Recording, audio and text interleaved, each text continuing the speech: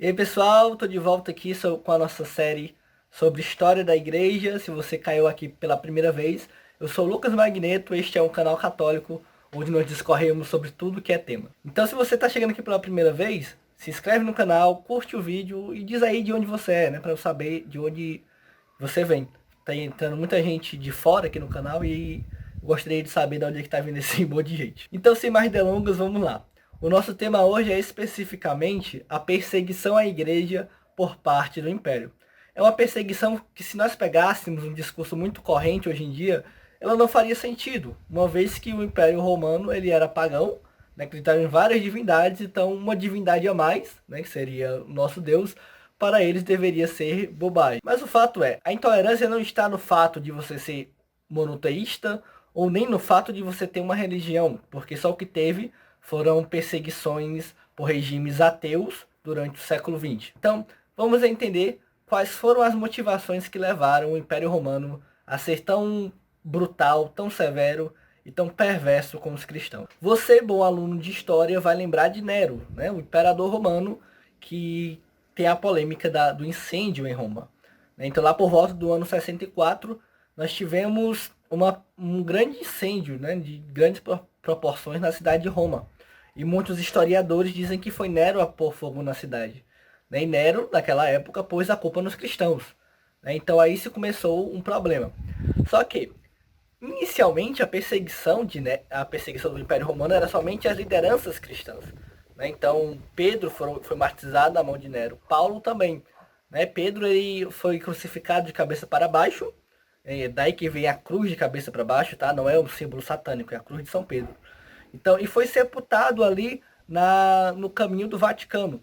Então, a sede da igreja também, ela tem sua sede em Roma, no Vaticano, por causa do martírio dos apóstolos fundadores, né, Pedro e Paulo, que foi nessa cidade. E especificamente São Pedro, nosso primeiro papa, ele foi sepultado ali no Vaticano. Então, algumas pesquisas foram feitas posteriormente e nós encontramos o túmulo de Pedro abaixo da Basílica de São Pedro, que foi a sua última cátedra na cidade de Roma. Mas enfim, isso não é o tema do nosso vídeo. A perseguição começa com Nero, né, e nós temos aí o martírio de São Pedro e São Paulo, mas a situação começa a pegar para capar de vez. Como eu disse, inicialmente a perseguição era somente aos líderes cristãos.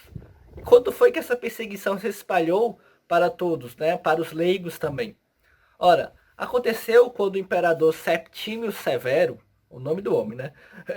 Ele ordenou que todos os cristãos deveriam prestar um sacrifício em homenagem ao imperador. Se você não sabe, os romanos adoravam o imperador como sendo uma própria divindade. E aí eles queriam que os cristãos, como sinal de aderir a essa crença, realizassem sacrifícios em nome do imperador. É claro que os cristãos não se curvaram diante disso. Oferecer sacrifícios a outra divindade é um ato de idolatria. E aí foi que começou a situação a ficar feia de vez. Esse foi o real motivo pelo qual o imperador começou a perseguir os cristãos. Só que ele não poderia jogar para a opinião pública simplesmente isso. Qual é o melhor jeito de você justificar uma perseguição?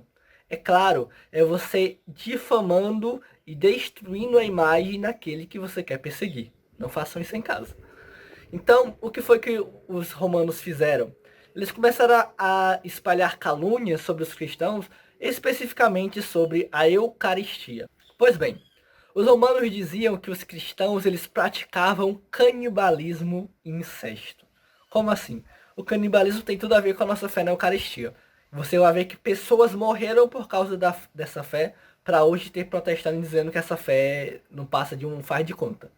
Então eles diziam que por nós comermos e bebermos do corpo e do sangue de Jesus Cristo, nós estaríamos fazendo canibalismo.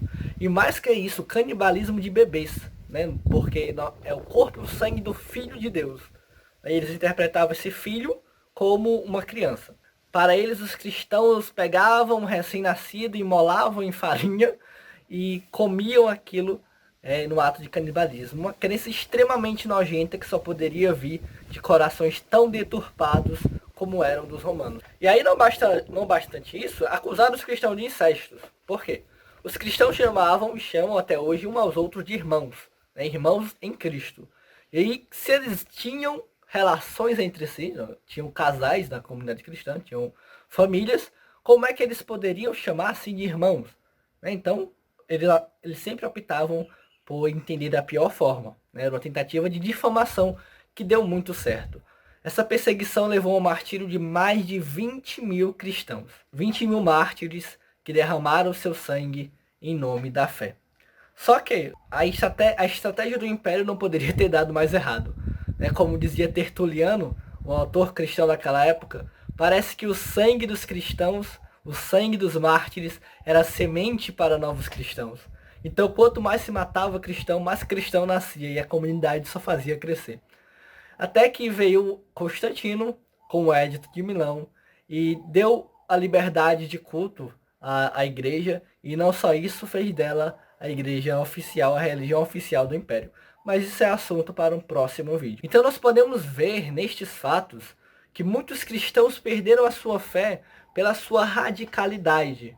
E essa radicalidade não estava envolvida em tirar a vida de ninguém, mas em dar a vida pelo Evangelho.